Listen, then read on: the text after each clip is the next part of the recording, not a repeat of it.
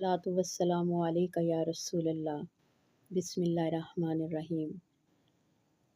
अस्सलामु अलैकुम वरहमतुल्लाहि वबरकातुहू।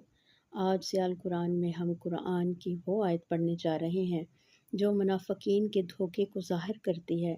यह आयत बताती है कि जो लोग अल्लाह और ईमान वालों को धोखा देना चाहते हैं, दरअसल वो खुद अपने आप को धोखा दे रहे हैं। आइए रब कायनात का इरशाद सुनते हैं।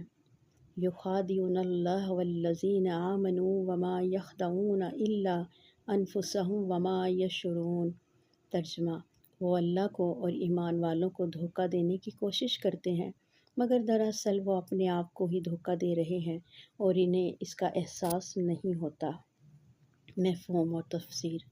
अल्लाह अकबर। ये आयत हमें इंसान के अंदर के फ़रेब से आगाह करती है।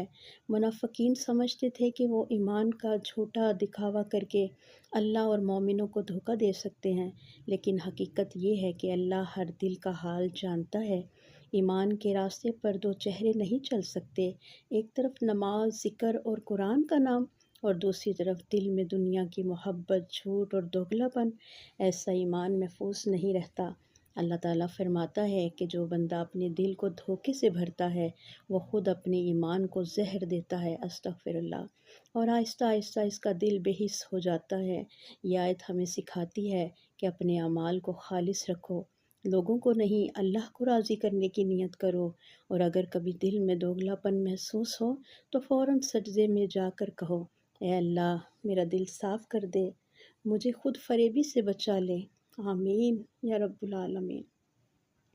आखिर में दुआ है, मेरे रब, हमें सच्चाई, इखलास और सफाई दिल अता फरमा। हमें अपनी मोहब्बत में ऐसा सच्चा बना दे कि तेरे सामने किसी दिखावे की गुंजाइश न रहे। ए अल्लाह, हमें अपने और अपने मोमिन बंदों की साथ सच्चाई पर कायम रख। आमीन या रब्बुल आलमीन। ये था ज़ियाउल कुरान का 9वां सबक, दिल की सफाई और इखलास का पैगाम। याद रखो, जो अल्लाह को धोखा देता है वो ख़ुद अपने दिल को धोखा देता है। आओ अपने दिलों को सच्चाई के नूर से रोशन करें, क्योंकि ईमान का असल हुस्न इखलास में है। दिल के धोखे से बचने का पैगाम है ये। रोज़ाना कुरान के साथ अपने दिल को बेदार कीजिए।